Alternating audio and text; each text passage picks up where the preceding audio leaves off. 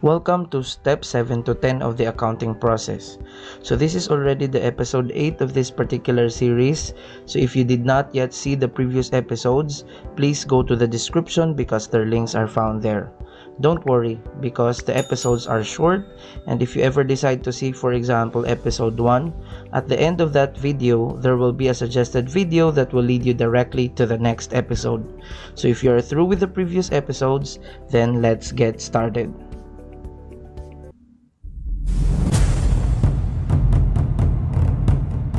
Let's start this video lecture with step 7, which is the adjustments are journalized and posted.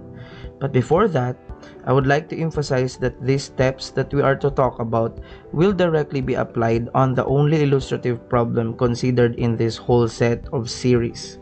So this problem was introduced way before. I think it's on the episode 2 of this series. Anyway, this step 7 is easy. Why? Because we already have the adjustments. So they have been prepared in the completing the worksheet episode of this series, or episode 6 if I'm not mistaken. To help you remember, these are those adjusting entries. So the only thing left to do is that we should post this on the ledger or T accounts. So in completing the ledger episode or episode 4 of this series, we have this particular T accounts. Now, what we need to do is just to post this to here. And to make that happen, let's rearrange this a little bit into this one. Now, let's post. So we have here debit rent expense of 6,000. But since we don't have any T account yet for the rent expense, so let's make one. So we have here the rent expense, and of course, we need to debit 6,000.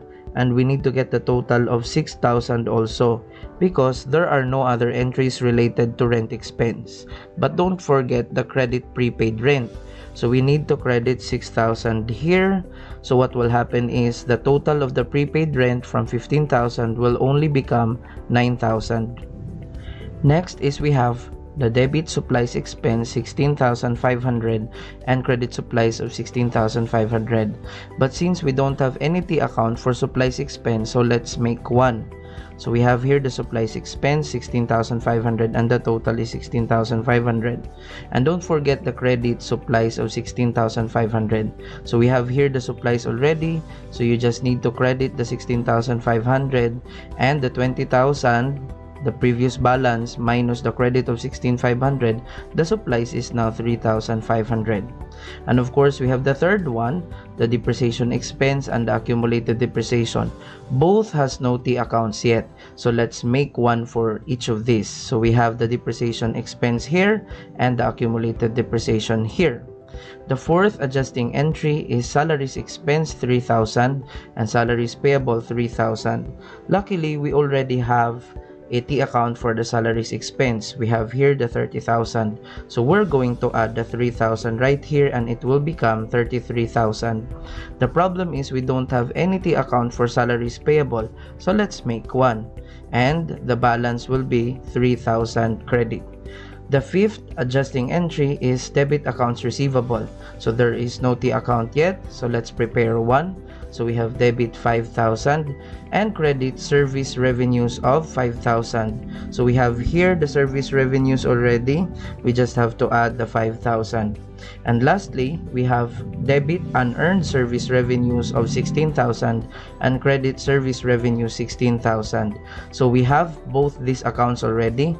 So we have unearned service revenues. So we have just to debit the 16,000 and it will become 64,000, which is 80 minus 16, and credit service revenues of 16,000. We put it right here, and because of this, the updated balance of the service revenues will now be 61,000.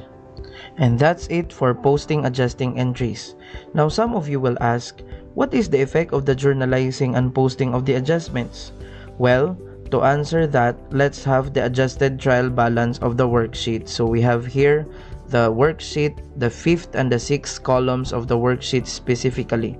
Now, observe the balances here in the adjusted trial balance and compare it with the balances here. It coincides, right? Like for example, we have a cash here of 87,950. We also have 87,950. The prepaid rent is 9,000 here, and it's also 9,000 here. So that's the effect of the step 7. Actually, before we posted these entries to the T accounts, the balances of the T accounts before coincide with the balances of the unadjusted trial balance. But after these have been posted, the balances of the ledger became the balances of the adjusted trial balance. So that's the effect again of step 7, which is journalizing and posting the adjustments. Now, let's go to step 8.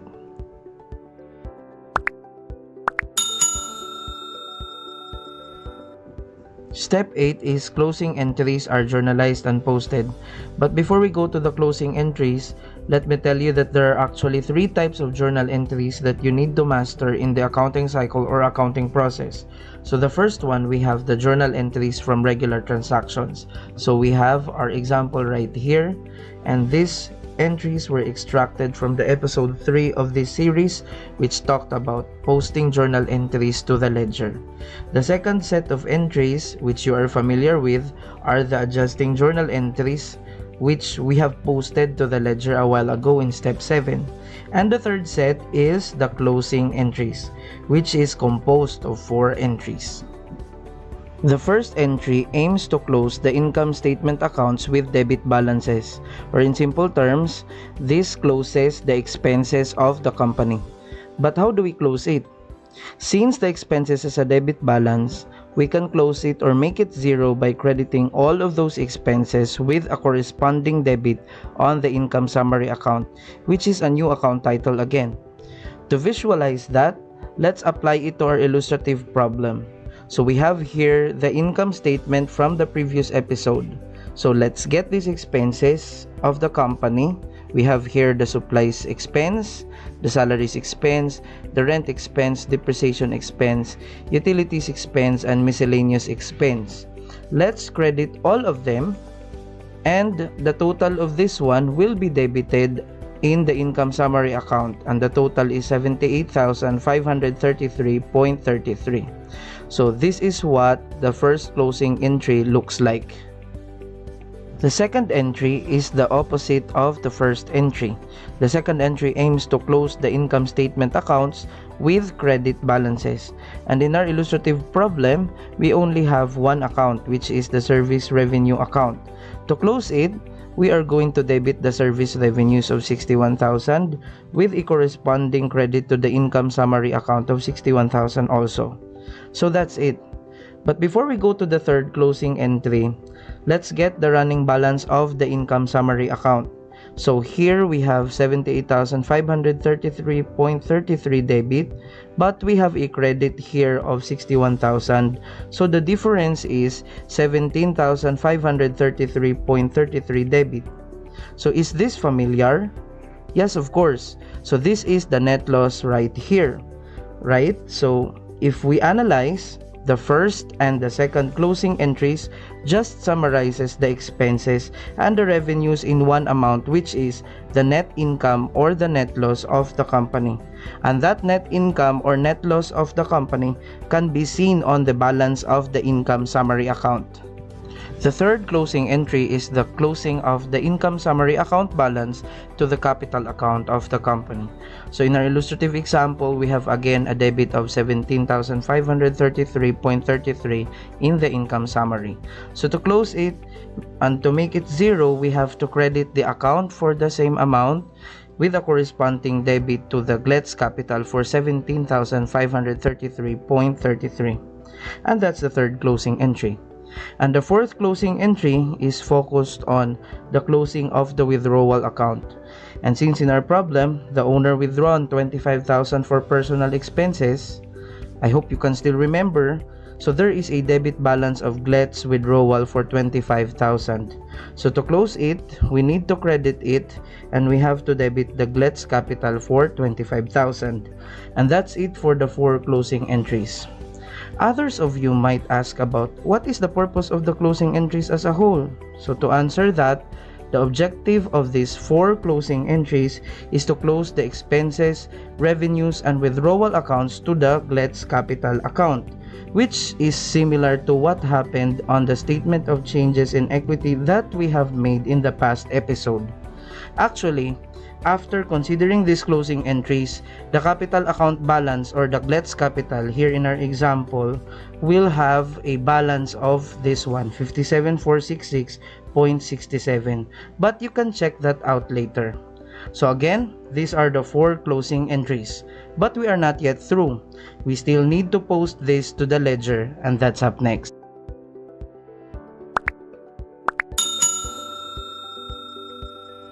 So now we are now on the posting of the closing entries, these closing journal entries to this particular ledger. Now let's start with the income summary. Debit 78,533.33, and since there is no T account for the income summary account title, then we need to make one, and there you go, we have the debit 78,533.33. Now we need to close the accounts like supplies expense. We have to credit 16,500 and it will be closed, and followed by the salaries expense, credit 33,000 and it will also be closed or become zero, followed by again the rent expense, credit 6,000 and it will be reduced to zero.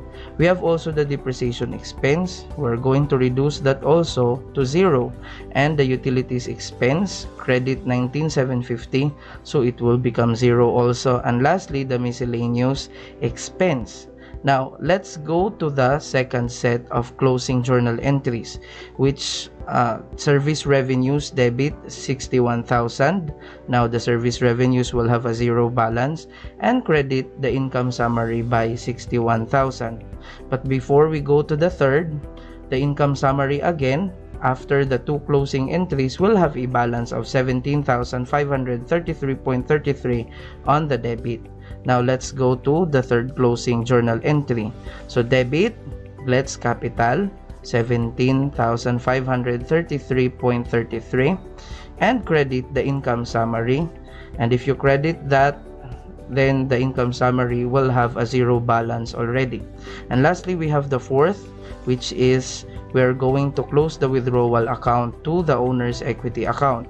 So debit GLETS capital 25,000, put it right here, and of course the GLETS capital will now have a balance of 57,466.67, which is the same with the equity balance in our statement of changes in equity that was prepared in the previous episode, as I've told you. Now let's credit the GLETS withdrawal 25,000 and it will become zero. So that's it for posting the closing journal entries, and that's it for the step 8. Step 9 is coming up next.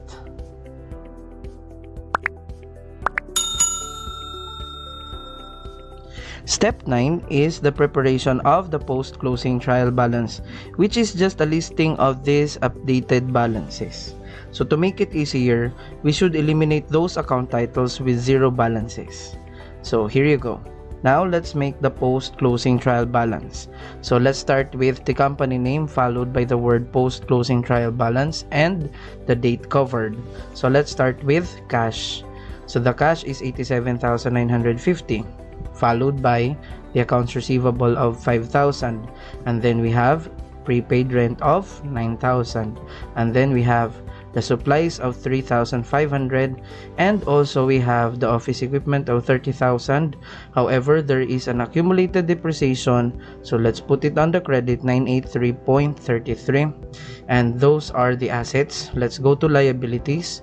We have the accounts payable of 10,000. We have also the unearned service revenues of 64,000, and we also have the salaries payable of 3,000. And lastly, we have the GLETS capital. The GLETS capital is 57,466.67. So that's it for the post-closing trial balance. However, we need to total the debits and the credits to end the post-closing trial balance. So we have 135,450, both the debits and the credits. So that's it for step 9.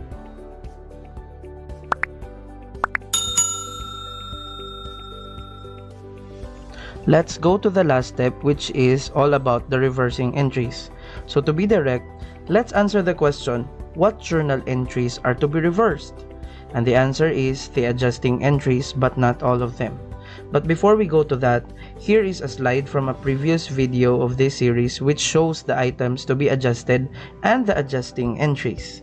So these red colored fonts are the adjustments or the adjusting entries. So which of these entries should be reversed?